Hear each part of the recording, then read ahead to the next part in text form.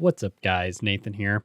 Fans of this channel know that I like to play snowflakey builds, and when I say snowflakey, I mean just a little bit different, off meta, maybe not as strong, just not your run-of-the-mill meta build that you'll see at the top of PoE.Ninja. Sometimes this works out, other times not so much. But today I have a bizarre combination of both of these outcomes, the self-cast Bladefall Blade Blast Warcry Chieftain. On the one hand, this build is objectively very powerful. It has great clear speed, great single target, and very strong survivability. But on the other hand, it feels clunky as fuck, especially with the lag I have to experience while I'm streaming, so I can't see myself pushing it much further. But either way, it's a very cool and unique build, so at the very least, I wanted to create a build diary and share it with you guys. First off, I want to talk about the original concept that sort of fueled my idea for creating this build, and that original concept actually consists of two different things. First of all, I really wanted to try out stacking Cry Wolf for huge damage and huge regen, and secondly, I wanted to play a build that properly scaled the Explodey chest for really nice clear speed and just those really nice sort of explosion chains that we all know and love. I do want to say before we continue, this is already a bit of a red flag. When you go into a build, when you're trying to create something, before you even open up Path of Building, if you have too many things in your mind that you feel like you need to implement, that's going to cause some problems down the road because you need to be able to be flexible if you really want your build to be powerful and sort of all content viable. If you try to implement too many tips and tricks, that's where your build sort of starts to fall apart and then sort of get hung up on these aspects that just really are holding you back at the end of the day. Anyway, that's water under the bridge for this point in the video, but I'll get back to that in a little bit. First of all, we have my two main non-problems that I've sort of presented to myself by trying to create this build, and that is one, I have to scale Warcries, and two, I have to scale an Explodey chest. To scale Warcries, I really only needed two things. I needed access to 2 large cluster jewels, minimum, so I could either have 4 or 6 instances of Cry Wolf, depending on whether or not I was using voices, and I needed to be able to either anoint or path to both Words of Glory and Battle Cry. Words of Glory is what makes your War Cries free and also give you a huge chunk of movement speed, cast speed, and attack speed. And then Battle Cry is what makes your War Cries instant, which is very important because a lot of the time when you're casting your War Cries, that little animation can just totally screw you over, especially if you need to use other abilities. You know, I don't know, if you're cycloning around, making them instant means you can actually cast your War Cries while cycloning, which is really cool.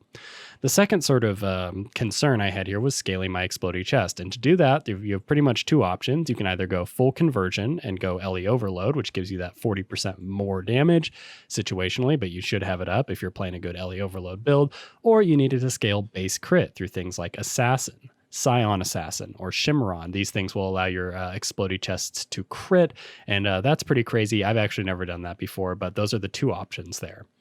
I ended up going with Chieftain because that was very easy access to full conversion. You pretty much just take 1 node and then you get Avatar of Fire, and it has really easy access to both of the Warcry notables. You can either get Words of Glory by sort of pathing up towards the Templar start, or you can very easily get Battle Cry by pathing down towards the Duelist start. I also decided I would be playing with spells because I figured they would be much easier to scale than attacks, and then suddenly the character just started turning into a Blade Vortex Chieftain because what scales the same as Explodey chests? Physical spells. And Blade Vortex is kind of the de facto most popular physical base spell, like pure physical. I'm not talking like Divine Ire spell in the game. So it was very close to just turning into a Blade Vortex Chieftain like I played last league, but now with Warcries. But I wanted to avoid that. So instead, I decided to try out Blade Blast. So after both a few hours on and off stream, here's the build that I came up with. If you take a look at this tree, it focuses mostly on life, mitigation, and the required keystones of Avatar of Fire and Elemental Overload, while the cluster jewels make up the bulk of your damage, as well as getting you a little bit of cast speed if you look at the rare jewels. My gear is mostly comprised of life, resists, and gem levels, with the exception of the classic Herald of Ash rings that I've grown to absolutely love because they give you so much value for physical spells. You get to gain a % of your physical as extra fire damage, as well as getting a more fire damage multiplier. This is basically as strong as a 50% aura, but because of how spells and physical spells work, it only costs 25%, and then you slap on these rings and it basically doubles the effect of it, and it's just huge amounts of damage. You can literally just remove these rings and just see how big of a deal it is for how much damage we're getting on our average hit of Blade Blast. If we look at the cluster jewels, we can say they are definitely Warcry jewels, but I chose to not only go with Cry Wolf, but for my secondary notable that I was going to stack up, I decided to go for Lead by Example. Now, this isn't because I think Lead by Example is secretly really OP. Honestly, Warning Call is way better, but because of the way this build kind of works, Lead by Example really is the only option. I get that 4% chance to deal double damage and that 4% physical physical damage reduction, which is actually pretty nice. Chance to deal double damage is a pretty significant multiplier. When you stack a lot of it, it does start to diminish in value just a little bit, but I'm also getting that physical damage reduction, and 16% physical damage reduction at all times, along with the 16% physical damage reduction I'm getting from my endurance charges, is actually no joke at all. 32% total physical damage reduction on build that's not invested in armor at all, as well as having tons of regen, but that's just how Enduring Cry works, is really crazy. And then Cry Wolf is giving me around 300% increased damage because of Empower and increasing the levels of the gem. And overall, War Cries are just really strong. I don't think it's a secret at this point anymore that they're pretty busted, but my implementation here, which is pretty minimal overall as far as investment goes, is still getting me a lot of damage, a lot of mitigation, and a lot of regen. Overall, it's just pretty ridiculous. So when I finally hopped into the game and started leveling, I have to say right from the get-go, the build felt super strong. I took the standard sort of life sprigs, tabula, all that good stuff. I leveled Purifying Flame, and then around level, I don't know, I want to say 40 or something is when I transitioned into Blade Blast, Bladefall, and it felt really good, like all the way through. You would just sort of drop a Bladefall, ideally with something like Spell Cascade on top of it, and then you would detonate your Blade Blast, and it would just sort of blow everything up. Even on Act bosses, it was just absolutely deleting them. When I finally was able to slap on my Explodey Chest at level 68, the sort of average clear speed turned into a really fast and satisfying clear speed. All I would really have to do is hit a couple of packs, even just one monster in one pack in some cases, and it would just explode, chain, and just what was normally monsters all over my screen was suddenly just nothing. No corpses at all. Explodey chests are just insane. It also had very nice single target even past the axe, because really all you had to do was sort of scale your blade falls AoE down a little bit with Conk Effect and Intensify. That would cause the blades on the ground to sort of be clumped up really nicely. Then you just pop a little bit of a blade blast, and then depending on how much life the mob has, sometimes they would instantly die, sometimes they would instantly go to half life. But point is, it was just a really nice, consistent, high amount of single target damage all through the leveling process, all the way up into red maps. The regen and physical damage mitigation also did huge amounts of work. I instantly started noticing it as soon as I slapped on my Enduring Cry. I didn't actually slap on it until level 72. I didn't really bother, and then I was like, okay, I'm going to go buy a level 21 version and just slap it on. And I was doing Uber Lab with 4K life, and I literally felt like an RF Jug lab farmer. No traps were damaging me. I was out regenning everything. I'm pretty sure I even tanked the Divine Slash from Azaro accidentally, and it just didn't kill me with like 4K life. It's just a ridiculous amount of mitigation for a build that's not actually using War Cries for the mitigation so much as the generic damage. Sadly, even though this was really fun, and I did sort of enjoy this build quite a bit all the way up until red maps, this is a little bit where it became a mixed bag for me, and I'll kind of go over that a little bit right now.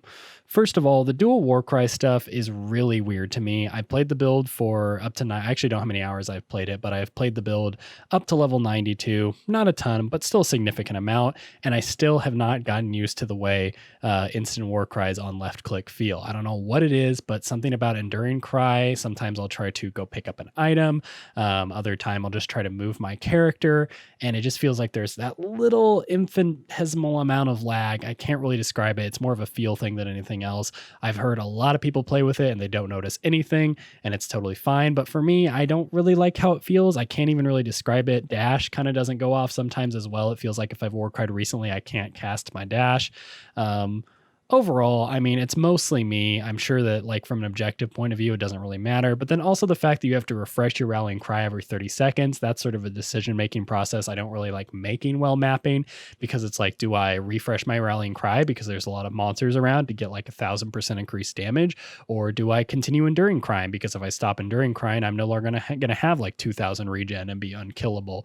It's not a fun decision I have to make. And during bosses, it's really unfun, especially when you're doing Cyrus and you're like, okay, I really want to get my damage back up, but I also like want to be immune to all of his bullshit at the same time. So that's just not really a dynamic I like, and really just the delay on the instant left click is what gets me. And maybe there's not an actual delay, maybe it's all in my head, but it's basically just kills the feel of the build for me to the point where I don't really feel like pushing it past this sort of early end game level 92 stage. There's also the actual skill combination of Bladefall, Blade Blast, which I hate to say this is also 100% on me, but when I play it off stream, it feels great, totally fine. I actually think GGG totally hit the mark. Awaken spell cascade on top of like Conk Effect, Intensify, Bladefall, and then popping your Blade Blast feels really good and satisfying and is very responsive. But then when I hop on stream, because I have like a very shitty ISP, it decides to bounce my ping between like 50 and 200 nonstop for like the 4 hours that I stream. It becomes sort of unplayable. Maybe not unplayable by everybody's standard, but by me, it sort of puts me in this position where I randomly start double casting my Bladefalls. Sometimes it will just skip my Bladefall cast altogether. Like I'll go to cast a Bladefall and then instantly Blade Blast, and we'll just skip the Bladefall and I'll Blade Blast with no blades on the ground. And it's really inconsistent. It's not GGG's fault. It's mostly my fault, but it is a little bit frustrating. Maybe if I had like much faster cast speed, it would be okay, but I'm still like working with like 3.5, 4 casts per second on my 2 different skills without using Spell Echo. So who knows? I don't really think there's any way I could fix the feel of this other than just only playing the build off stream. But, you know, I'm a content creator. Like, what is a build to me if I can't play it on stream and show it to people?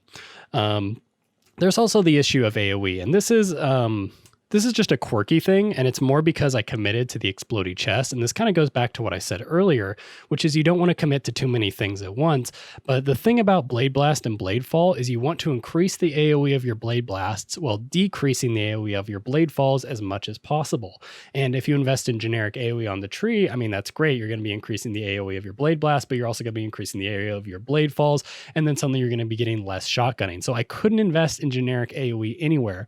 No like casual AoE on my jewels, no like casual 10, 20% AoEs on the tree, no blast radius, none of that stuff, which essentially at the end of the day, even though it did cause my single target damage to be pretty strong and consistent when I actually had the mana to use my skills, it made it so that my exploding chest was not chaining as consistently and satisfyingly as I hoped it would, because when I played my Blade Vortex character, I invested AoE all over the place. I think at the end of the day, I had like 100% increased generic AoE just from, my gear in the tree overall. I couldn't do that on this build. So when the chains happen, it was not uncommon for having like there be 1 or 2 mobs sort of left per pack. And that just kills the overall field with me. When I play an exploding chest, I want everything dead when I kill one enemy. That's like why I play with exploding chests. So that was kind of a counterintuitive aspect of how Bladefall, Blade Blast, and exploding chests interact. Maybe if I hadn't committed to the idea of feeling the need to have a very well-scaled exploding chest from the outset, maybe I wouldn't have run into that issue, but it is still something that constantly pops up in the back of my head when I'm playing and I'm clearing and I see these random white mobs just surviving when I blow up a pack. And lastly was mana sustain, and this one 100% on me. I can sort of go through all this stuff and I can sort of pick and choose and say, hey, this is just how the skill works. This is how GGG designed it. This is lag. This is just me poorly designing my build. The mana sustain was not great. I basically figured the mana regen I would get from Rallying Cry, which is around 70 flat mana regen, which is no joke, but also not enough to sustain a real caster build, as well as an Enduring Mana Flask. I figured that would be enough. And while mapping, it's totally enough. I never notice myself running out of mana. I'm constantly just mashing my flasks, getting all my mana back, or I'm killing enemies with Cinder Swallow, getting all my mana back. But when it comes into serious single target scenarios, I'm talking like Cyrus most specifically, because I need to be using mana very often in that fight if I want to kill him efficiently. I'm just too bad about flask mashing, and the amount of mana regen I get from Rallying Cry, it's just not enough.